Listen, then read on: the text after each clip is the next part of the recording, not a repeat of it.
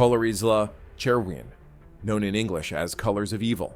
Red is a 2024 Polish psychological thriller, combining elements of crime, mystery, and family drama. Directed by Adrian Panek, the film is adapted from the acclaimed novel by Małgorzata Oliwia Sobczak. Released on Netflix, it stands out for its brutal realism, intense emotional undercurrents, and commentary on corruption, particularly within the justice system and society's complicity in acts of violence against women. The film weaves together a deeply personal story about loss and guilt with a larger societal critique, making it both a gripping crime mystery and a meditation on morality.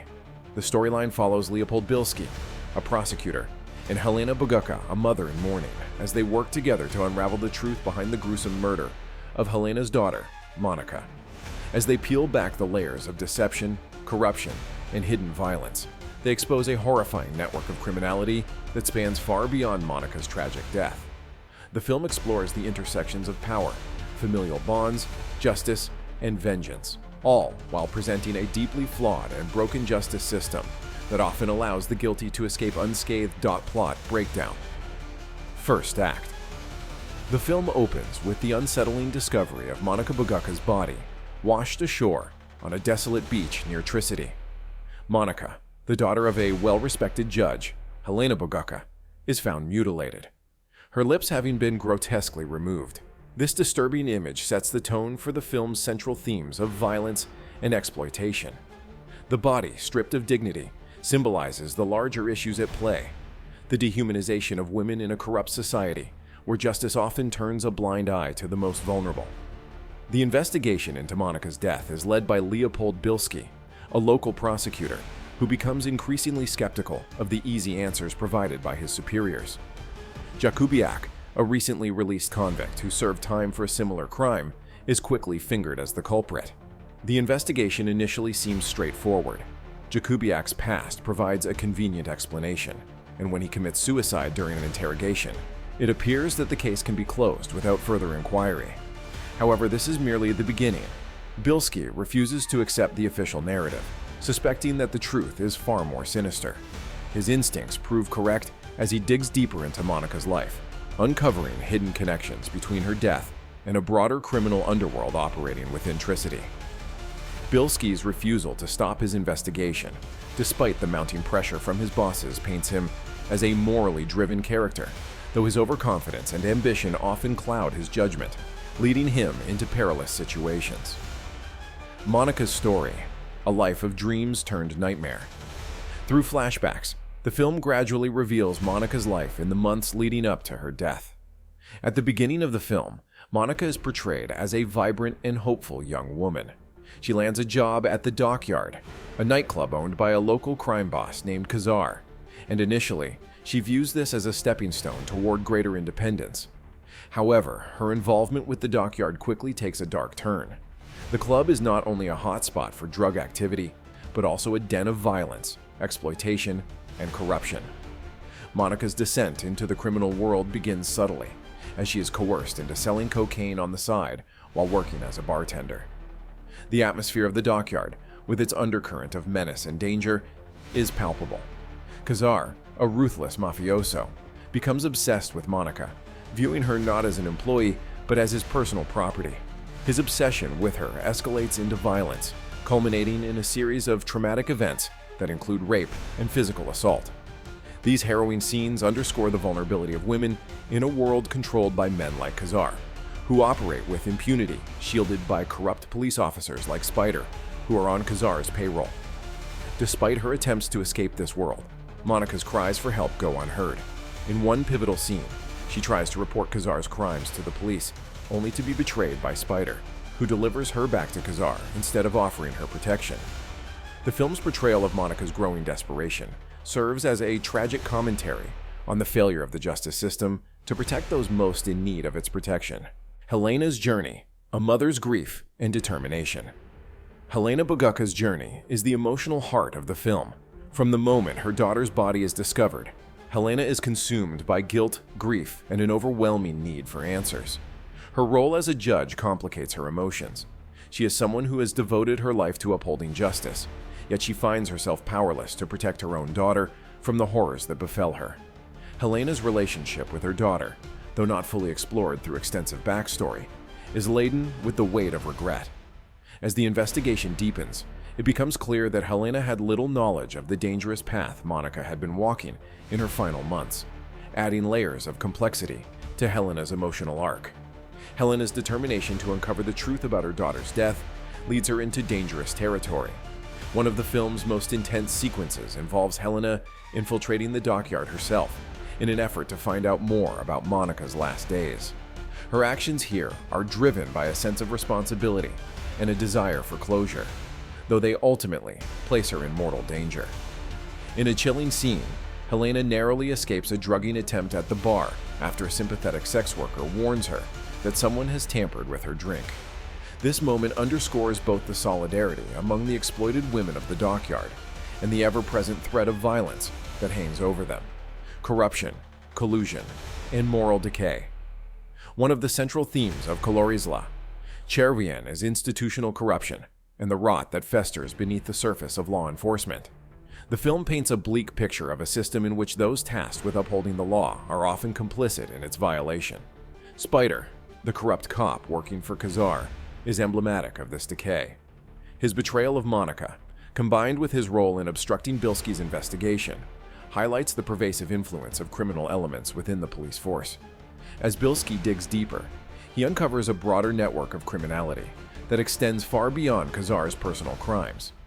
The dockyard is revealed to be a nexus for human trafficking, drug dealing, and other illicit activities, all protected by key figures within the justice system.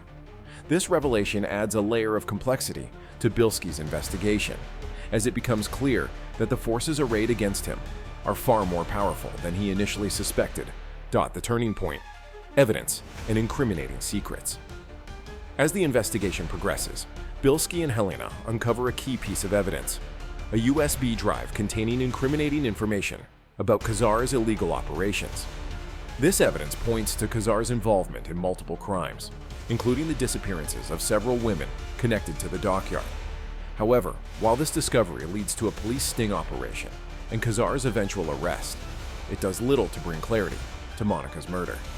Khazar remains unrepentant and denies any involvement in her death. This ambiguity drives Bilski to continue his pursuit of the truth, even as it becomes increasingly clear that his superiors want to wash their hands of the case. The investigation begins to take a toll on Bilski, as he becomes consumed by the case, unable to let go of the lingering questions surrounding Monica's final moments. The climax: unraveling the mystery of Monica's death. The film's climax is a gripping and emotionally charged sequence that brings all of the narrative threads together. Bilski, haunted by the image of Monica's distinctive ruby ring, realizes that this crucial piece of evidence was missing from her belongings when her body was discovered. This seemingly small detail ultimately leads him to a shocking revelation. Tadeusz, the coroner who performed Monica's autopsy, and his son Mario are involved in her death. Tadeusz, racked with guilt, confesses that Mario had unintentionally killed Monica during an attempted sexual assault. Mario, driven by a sense of entitlement and power, had tried to force himself on Monica, and in the ensuing struggle, she was fatally injured. Rather than allow his son to face the consequences of his actions, Tadeusz covered up the crime, manipulating the evidence to frame Jakubiak. This revelation casts the entire investigation in a new light, revealing the moral complexities at play and the lengths to which individuals will go to protect their loved ones. Tadeusz's suicide, which occurs shortly after his confession, serves as a grim reminder of the destructive power of guilt and the irreversible consequences of moral compromise. His death leaves Mario to face justice for his actions, but the emotional toll on Bilski and Helena is profound. Continuation, exploring justice, morality, and the flaws in human nature. In Kolorizla, Chervien, 2024. At the heart of Kolorizla, Chervien, the notion of justice is constantly challenged and redefined.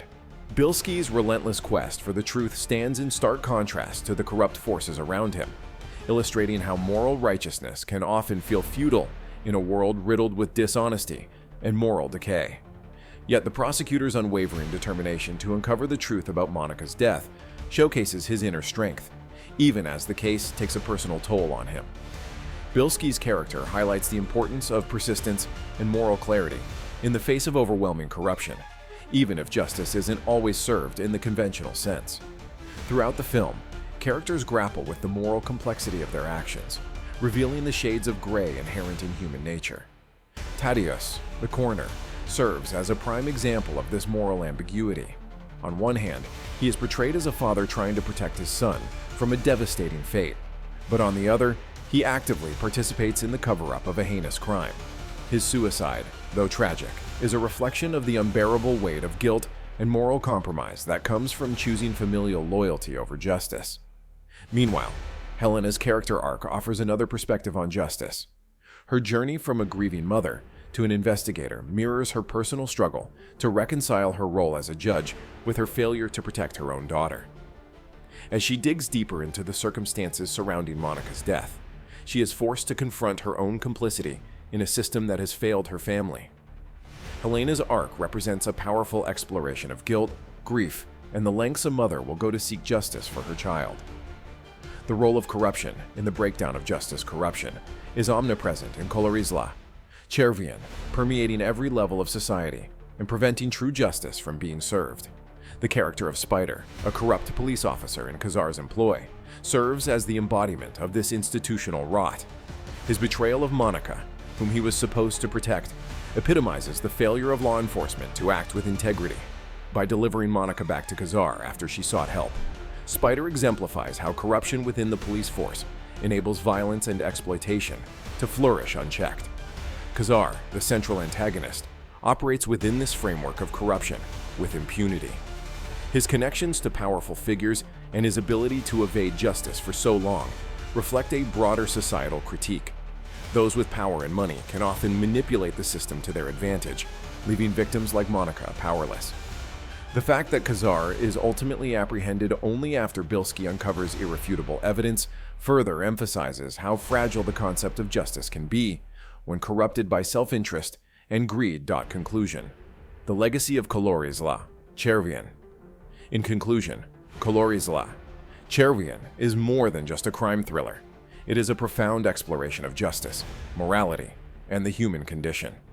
Through its complex characters, intricate plot, and thematic depth, the film presents a deeply critical view of the systems that govern society and the ways in which power can corrupt even the most well-intentioned individuals.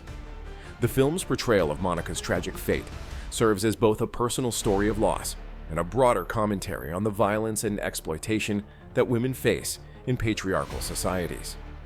By blending personal tragedy with systemic critique, Colorizla Chervian offers a powerful narrative that challenges viewers to reflect on the nature of justice and the moral complexities of human relationships.